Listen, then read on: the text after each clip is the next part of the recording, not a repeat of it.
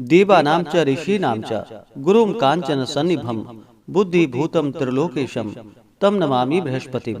जय श्री बृहस्पति देव। जय श्री राधे कृष्ण। आप सभी का आपके अपने YouTube channel VK Mishra present में बहुत बहुत स्वागत है। आइए आज आप सब सुनेंगे गुरुवार व्रत की कथा। प्रत्येक गुरुवार को जो कि भगवान बृहस्पति देव की कृपा प्राप्ति के लिए व्रत को धारण किया जाता है।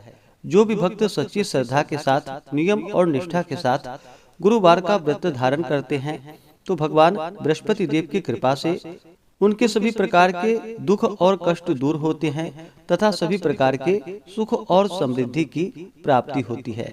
गुरुवार के दिन चाहिए कि इस दिन केले के पेड़ के नीचे जो कि अच्छी प्रकार से साफ सफाई करके वहाँ पे आसन लगा करके गुड़ मिश्रित जल जो कि केले के वृक्ष में डालनी चाहिए। एक दीपक प्रज्वलित करके भगवान बृहस्पति देव को विशेष प्रकार से जो कि पीला पुष्प अर्पित करे, पीला चंदन अर्पित करे, धूप और दीप दिखाए, अनेक प्रकार का नैवेद्य अर्पित करे। विशेष करके गुड़ और चने की दाल का भगवान को भोग लगाना चाहिए, मुनक्के का भोग लगाना चाहिए और फिर गुरुवार व्रत का कथा श्रवण करनी चाहिए। जहाँ पर भी केले का वृक्ष ना हो तो आप भगवान बृहस्पति देव की फोटो या प्रतिमा रख करके उनका पूरे विधि विधान के साथ पूजन करें। भगवान बृहस्पति देव अपने भक्तों के सभी प्रकार के मनोरथों को सिद्ध कर देते हैं। तो आइए सुनते हैं गुरुवार व्रत की कथा। तो बोलिए प्रेम से भगवान बृहस्पति देव की जय, भगवान विष्णु की जय, माता लक्ष्मी की जय। कथा के अनुसार प्राचीन काल में एक बहुत ही निर्धन ब्राह्मण रहता था। उसके कोई संतान ना थी। वह नित्य पूजा पाठ करता। उसकी स्त्री ना स्नान करती और ना ही किसी देवता का पूजन ही करती थी। इस कारण ब्राह्मण देवता जो कि बहुत दुखी रहते थे, अपनी पत्नी को बहुत समझाते किंतु उसका कोई परिणाम ना निकलता। भगवान की कृपा से ब्राह्मण के यहाँ एक कन्या उत्पन्न हुई। कन्या बड़ी होने लगी। प्रातः स्नान करके वह भगवान विष्णु का जप करती, बृहस्पतिवार का व्रत भी करने लगी। पूजा पाठ समाप्त कर जब पाठशाला जाती तो अपने मुट्ठी में जौ भरकर ले जाती थी और पाठशाला के मार्ग में डालती हुई जाती थी। लौटते समय वही जौ जो कि स्वर्ण के हो जाते थे तो उसको बीन कर घर ले आती थी। एक दिन वह बालिका सूप में उन सोने के जौ को फटक कर साफ कर रही थी कि तभी उसकी माँ ने देख लिया और कहा कि हे बेटी, सोने के जौ को फटकने के लिए सोने का सूप भी तो होना चाहिए। दूसरे दिन गुरुवार था। कन्या ने व्रत रखा और भगवान बृहस्पति देव से सोने का सूप देने की उनसे प्रार्थना की और कहा कि हे प्रभु, यदि सच्चे मन से मैंने आपकी पूजा की हो तो मुझे सोने का सूप दे दो। बृहस्पति देव ने उसकी प्रार्थना स्वीकार कर ली और रोजाना की तरह वह कन्या जौ फैलाती हुई पाठशाला चली गई।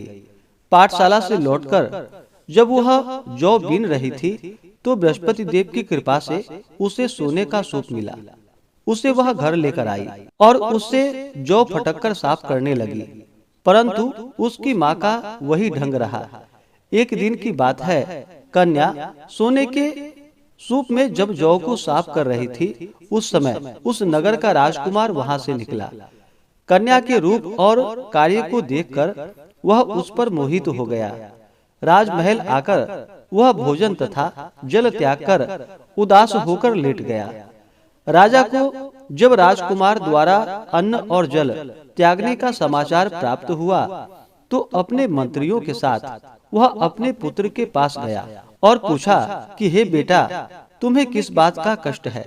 किसी ने तुम्हारा अपमान तो नहीं किया अथवा कोई और कारण है? मुझे बतलाओ, मैं वही कार्य करूंगा जिससे तुम्हें प्रसन्नता की प्राप्ति हो सके। अपने पिता की बातें सुनकर राजकुमार बोला कि हे पिताजी, मुझे किसी बात का दुख नहीं है। किसी ने मेरा अपमान भी नहीं किया है, परंतु मैं उस लड़की के साथ विवाह करना चाहता हूँ जो लड़की सोने के सूप में जौ को फटक कर साफ कर रही थी। राजकुमार ने राजा को उस लड़की के घर का पता भी बता दिया। मंत्री राजा के कहने पर उस लड़की के घर गया। मंत्री ने ब्राह्मण के समक्ष राजा की ओर से निवेदन किया और फिर कुछ ही दिनों के बाद ब्राह्मण की कन्या का विवाह राजकुमार के साथ संपन्न हो गया। और फिर क्या था, कन्या के घर से जाते ही ब्राह्मण के घर में पहले की भांति गरीबी का निवास हो गया। एक दिन दुखी होकर ब्राह्मण अपनी पुत्री से मिलने के लिए गया। बेटी ने पिता की अवस्था को देखा और अपनी माँ का हाल पूछा। ब्राह्मण ने सभी हाल कह सुनाया। कन्या ने बहुत सा धन देकर अपने पिता को वहां से विदा कर दिया। लेकिन कुछ ही दिनों के बाद फिर वही हाल हो गया। ब्राह्मण फिर से अपनी कन्या के यहाँ गया और सभी हाल कहा तो पुत्री बोली कि हे पिताजी, आप माताजी को यहाँ लिवा लाओ, मैं उन्हें यह विधि बता दूंगी जिससे कि गरीबी दूर हो जाए। ब्राह्मण देवता अपनी स्त्री को साथ लेकर अपनी पुत्री के पास राजमहल पहुँचे तो पुत्री अपनी माँ को समझाने लगी कि हे माँ, तुम प्रातः काल स्नान आदि करके विष्णु भगवान का पूजन करो और बृहस्पतिवार का व्रत करो तो तुम्हारी सभी दरिद्रताएं दूर हो जाएंगी। परंतु उसकी माँ ने उसकी एक भी बात नहीं मानी। वह प्रातः काल उठते ही अपनी पुत्री के बच्चों का जूठन को खा लेती थी। एक दिन उसकी पुत्री को बहुत गुस्सा आया। उसने अपनी माँ को एक कोठरी में बंद कर दिया और फिर प्रातः उसे स्नान आदि करा करके उससे पूजा पाठ करवाया। तब जाकर के उसकी माँ की बुद्धि ठीक हो गई। इसके बाद नियम से पूजा पाठ करने लगी और प्रत्येक बृहस्पतिवार को व्रत भी करने लगी। और फिर इस व्रत के प्रभाव से मृत्यु के बाद वह स्वर्ग को गई। वह ब्राह्मण भी सुख पूर्वक इस लोक का सुख भोग कर अंत में स्वर्ग को प्राप्त हुआ। बृहस्पति देव सभी कामनाएं पूर्ण करते हैं।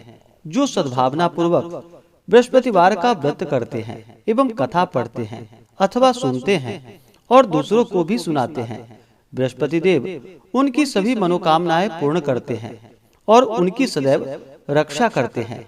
जो संसार में सद्भावना के साथ गुरुदेव का पूजन एवं व्रत सच्चे हृदय से धारण करते हैं, उनकी सभी कामनाएं वैसे ही पूर्ण होती हैं जैसी सच्ची भावना से राजा और रानी ने बृहस्पति देव की कथा का गुणगान किया था, तो उनकी सभी इच्छाएं बृहस्पति देव जी ने पूर्ण की। इसलिए सबको कथा सुनने के बाद प्रसाद लेकर जाना चाहिए और हृदय से उनका मनन करते हुए जयकारा बोलना चाहिए। तो बोलिए प्रेम से भगवान बृहस्पति देव की जय, भगवान विष्णु की जय, माता लक्ष्मी की जय, सर्वदेवी देवता की जय। इसी प्रकार से जो भी भक्त सच्ची श्रद्धा के साथ नियम और निष्ठा के साथ गुरुवार का व्रत धारण करते हैं, भगवान बृहस्पति देव का पूजन करते हैं, कथा श्रवण करते हैं, तो भगवान बृहस्पति देव उनकी सभी मनोकामनाएं पूर्ण करते हैं। गुरुवार के दिन जो भी भक्तजन व्रत को धारण करने वाले हैं, गुरुवार के दिन कुछ बातों का ध्यान भी रखना चाहिए। गुरुवार के दिन इस दिन शुद्ध और सात्विकता का पालन करना चाहिए, ब्रह्मचर्य का पालन करना चाहिए। इस दिन बाल, दाढ़ी, नाखून आदि नहीं काटनी चाहिए। इस दिन पूजन में पीले वस्तु का प्रयोग करना चाहिए और भोजन में भी पीले वस्तु का प्रयोग करना चाहिए। इस दिन नमक ग्रहण नहीं करनी चाहिए, बाल, दाढ़ी, नाखून नहीं काटनी चाहिए, साबुन सर्प का प्रयोग इस दिन नहीं करना चाहिए और पूर्ण श्रद्धा भक्ति भाव के साथ भगवान का पूजन, कथा श्रवण, आरती करनी चाहिए। इससे भगवान बृहस्पति देव अति प्रसन्न होते हैं और अपना कृपा प्रदान करते हैं। तो आशा करता हूँ कि यह जानकारी आपको अच्छा लगा हो। इसी प्रकार से कथा को सुनने के लिए, व्रत पूजा के बारे में जानने के लिए चैनल पे अगर आप पहली बार आए हैं तो चैनल को लाल बटन दबा करके सब्सक्राइब करें, साथ में बेल आइकन घंटी को दबाएं ताकि आने वाली वीडियो का नोटिफिकेशन आपको समय से मिलता रहे। वीडियो को लाइक करें, शेयर करें।